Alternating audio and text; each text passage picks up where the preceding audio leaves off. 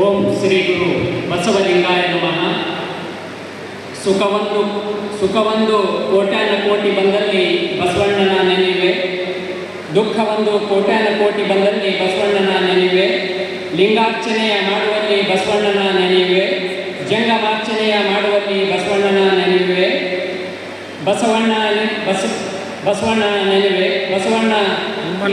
ಬಸವಣ್ಣ ನೆನೆಯದಲ್ಲದೆ ಮುಕ್ತಿ ಇಲ್ಲ, ಇದು ಕಾರಣ. ಬಸವಣ್ಣ ಎನ್ನುತ್ತಿದ್ದೆನೋ ಕಾರಣ ಕಲಿದೇವರ ದೇವ.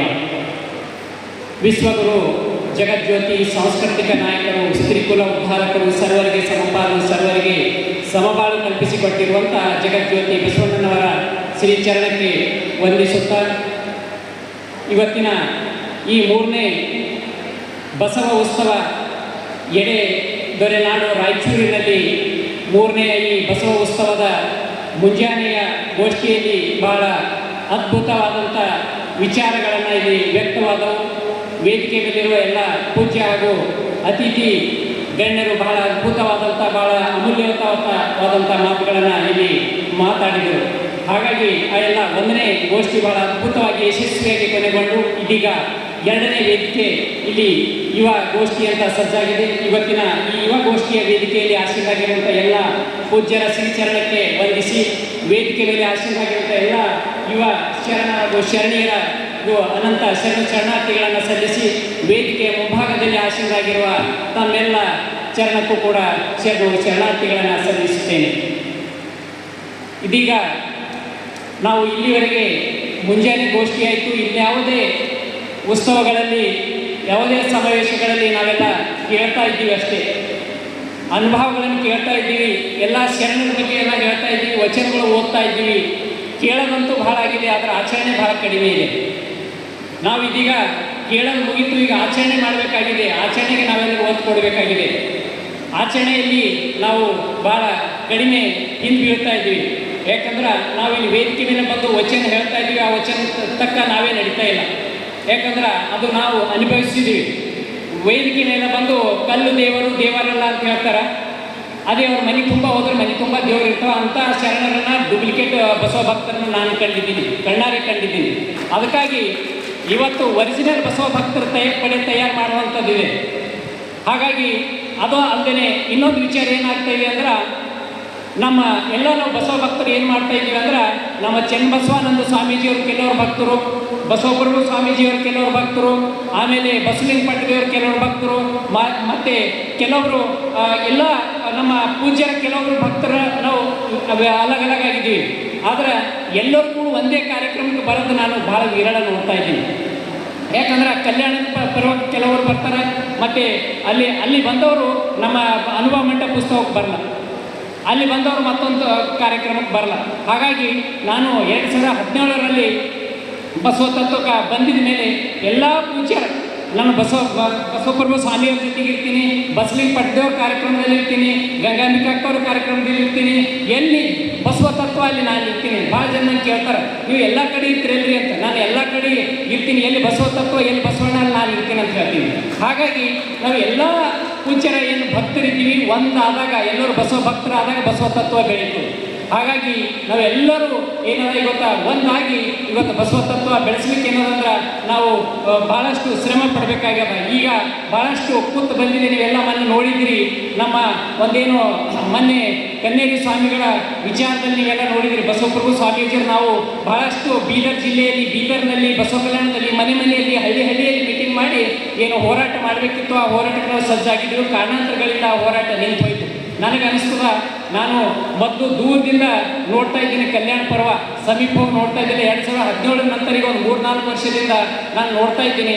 ನನಗೆ ಅನಿಸ್ತದ, ನಮ್ಮ ತಾಯಿಯವರು ಇರ್ತಿದ್ರಂದ್ರೆ ಇವತ್ತು ಮಾದೇವಿ ತಾಯಿಯವರು ಇವತ್ತು ಇರ್ತಿದ್ರಂದ್ರೆ ಈ ಕನ್ನೇರಿ ಅಂತ ಸ್ವಾಮಿಗಳು ಹುಡ್ತಿದ್ದಿಲ್ಲ ಅಂತ ನನಗೆ ಅನಿಸ್ತದೆ. ಅವ್ರನ್ನ ಯಾರಿಗೂ ಬಾಯಿಂದ ಶಬ್ದ ಹೊರಗೆ ಬರ್ತಿಲ್ಲೇನೋ ಅಂತ ಅನಿಸ್ತದೆ.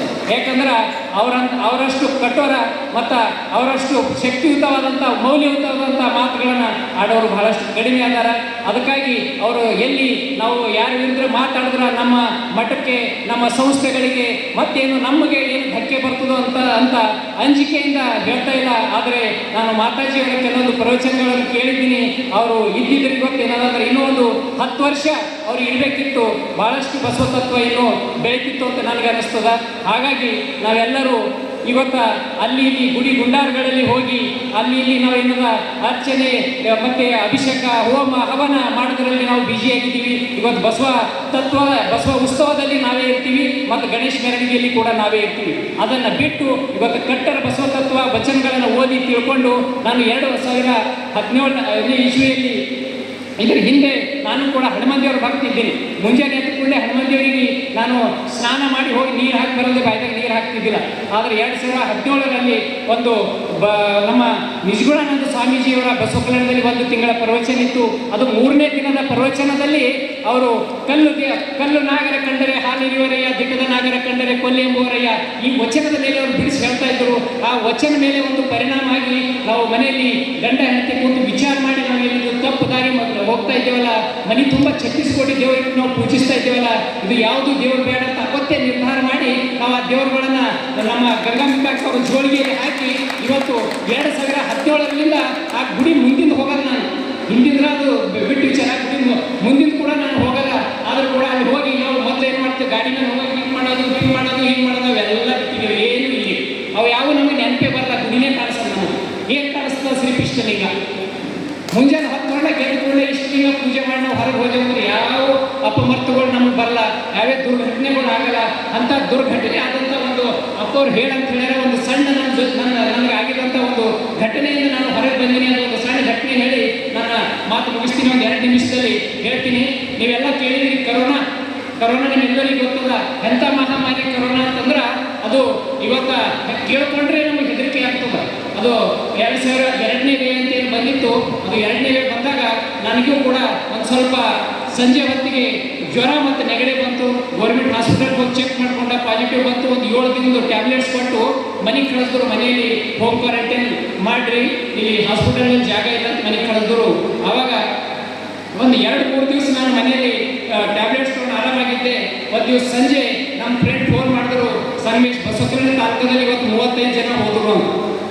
ಆವಾಗ ನಾನು ತಿಳ್ಕೊಂಡೆ 35 ಜನ ಹೋದ್ರೆ ಅಂದ್ಕೊಳ್ಳಿ ಕರೋನಾ ಆದವರೆಲ್ಲ ಹೋಗ್ತಾರೇನೋ, ನನಗೂ ಆಗ್ಯದ, ನಾನು ಹೋಗ್ತೀನಿ ಅಂತ ಒಂದು ಸ್ವಲ್ಪ ನನಗೆ ಆವಾಗೆ ಭಯ ಚಾಲು ಆಯಿತು. ಆದ ಕೂಡಲೇ ಅವತ್ತ ಸಂಜೆ ರಾತ್ರಿ 8 ಆಯಿತು. ದಿನಾಲು ನಿಮಗಂತೂ ಬರ್ತದ, ಯಾರು ಗಂಡಗಾದ್ರೆ ಹೆಂಡತಿಗಾದ್ರೆ ಗಂಡು ಯಾರು ಕೂಡ ಬಲಿ ಬರ್ತಾ ಇದ್ದಿಲ್ಲ. ದೂರ ಸಪ್ರೇಟ್ ಇರಬೇಕಾಗ್ತಿತ್ತು. ಕಿಟಕಿಯಿಂದ ಅನ್ನ ಕೊಡಬೇಕು, ಹೂ ಕೊಟ್ಟು ಎಲ್ಲ ಹೋಗ್ತಿದ್ರು. ಆ ಪರಿಸ್ಥಿತಿ ಇತ್ತು. ನಿಮಗೆಲ್ಲ ಗೊತ್ತದ. ನಾನು ಫಸ್ಟ್ ಫ್ಲೋರಲ್ಲಿ ಇದ್ದೀನಿ. ನಮ್ಮ ಧರ್ಮಪತ್ನಿ ನನಗೆ ಊಟ ತೊಗೊಂಡು ಬಂದು ಕೊಟ್ಟರು. ಆವಾಗ ನಾನು ಊಟ ಅಂತೂ ಹೋಗ್ತಾ ಇಲ್ಲ. ಯಾಕಂದ್ರೆ ನಮ್ಮ ಫ್ರೆಂಡ್ ಹೇಳಿಲ್ಲ 35 ಜನ ಹೋಗ್ಯಾರ ಬಸವಕಲ್ಯಾಣ ತಾಲೂಕದಲ್ಲಿ ಅಂತ. ಅದು ನೆನಪು ಬಂದು ಊಟನೂ ಹೋಗಿಲ್ಲ. ಆಮೇಲೆ ನಾನು ಕುಂತರ ಸಮಯದಲ್ಲಿಲ್ಲ, ನಿಂತ ಸಮಯದಲ್ಲಿ ಒಂದು ಸ್ವಲ್ಪ ಹಾರ್ಟ್ ಸ್ಪೀಡ್ ಆಗ್ಲತ್ತು. ನನಗೆ ಹೆದರಿಕೆ ಆಗ್ಲತ್ತು. ಏನಾಗ್ತದೋ ಏನೋ ಅಂತ ಹೆದರಿಕೆ ಆಗ್ಲತ್ತು. ಆವಾಗ ಒಂದು ಸ್ವಲ್ಪ TV ನೋಡೋಣ ಅಂತ TV ಹತ್ತೆ. ಅದರಲ್ಲಿ ಒಂದು ಸಾಂಗ್ ಇಟ್ಟು ನಿಮ್ಗೆ ಗೊತ್ತದ, ಮರಳಿ ಬಾರದೂರಿಗೆ ನಿನ್ನ ಪಯಣ.